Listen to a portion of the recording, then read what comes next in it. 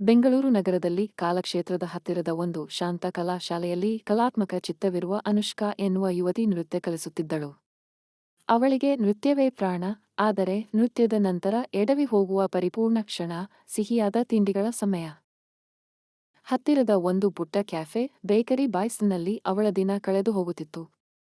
ಅದೇ ಕ್ಯಾಫೆಯಲ್ಲಿ ಕೆಲಸ ಮಾಡುತ್ತಿದ್ದನು ರವೀಂದ್ರ.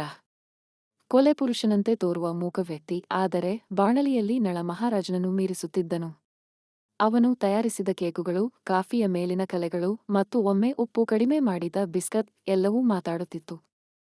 ಅನುಷ್ಕಾ ದಿನವೂ ಆ ಕ್ಯಾಫೆಗೆ ಬರುತ್ತಿದ್ದಳು, ಕೆಲವೊಮ್ಮೆ ಪುಸ್ತಕವೊಂದರೊಂದಿಗೆ, ಕೆಲವೊಮ್ಮೆ ಜಾಣ ನಗೆಯೊಂದಿಗೆ. ಅವಳು ಕೇಳಿದಳು, ನೀನು ಮಾತಾಡಲ್ಲವಾ? ಅವನು ನಕ್ಕನು, ಆದರೆ ಪ್ರತ್ಯುತ್ತರವಾಗಿ ಒಂದು ಕುಕ್ಕಿ ಪಟ್ಟಿ ಬರೆದು ಕೊಟ್ಟನು. ಮಾತುಗಳಿಲ್ಲ, ಆದರೆ ರುಚಿಗಳಿವೆ. ಅವರ ನಡುವೆ ಶುರುವಾದ ಪ್ರೀತಿ ಮಾತುಗಳಿಲ್ಲದ ಸಂವಾದ. ಅವನು ಅವಳಿಗೆ ಪ್ರತಿದಿನ ಹೊಸ ತಿಂಡಿ ತಯಾರಿಸುತ್ತಿದ್ದನು, ಅವಳ ನೃತ್ಯದ ಭಾವನೆಗಳಿಗೆ ತಕ್ಕಂತೆ. ಅವಳು ಅವನ ಭಾವನೆಗಳನ್ನು ನೃತ್ಯ ರೂಪದಲ್ಲಿ ಪ್ರದರ್ಶಿಸುತ್ತಿದ್ದಳು. ಒಂದು ದಿನ ಅವಳು ಅವನಿಗೆ ನೃತ್ಯ ಕಲಿಸಿದ್ದಳು. ಅವನು ಅವಳಿಗೆ ಒಂದು ಹದವಾದ ಪಾಯಸ ಕಲಿಸಿಕೊಟ್ಟನು. ಅವರು ಕಲಿತರೂ ಪ್ರೀತಿ ಬೆರೆಸಬೇಕಾದದ್ದು ಬಾಯಿಯಲ್ಲಿ ಅಲ್ಲ, ಹೃದಯದಲ್ಲಿ. ದಯವಿಟ್ಟು ಕನ್ನಡತಿ ಎಡಿಟ್ಸ್ ಯೂಟ್ಯೂಬ್ ಚಾನಲ್ನ ಸಬ್ಸ್ಕ್ರೈಬ್ ಮಾಡಿ ಮತ್ತು ಲೈಕ್, ಶೇರ್, ಕಾಮೆಂಟ್ ಮಾಡಿ. ಮತ್ತೆ ಮುಂದಿನ ಕಥೆಯೊಂದಿಗೆ ಸಿಗೋಣ ಅಂತ ಹೇಳ್ತಾ ಈ ವಿಡಿಯೋ ಮುಗಿಸ್ತಾ ಇದ್ದೀನಿ. ಧನ್ಯವಾದಗಳು.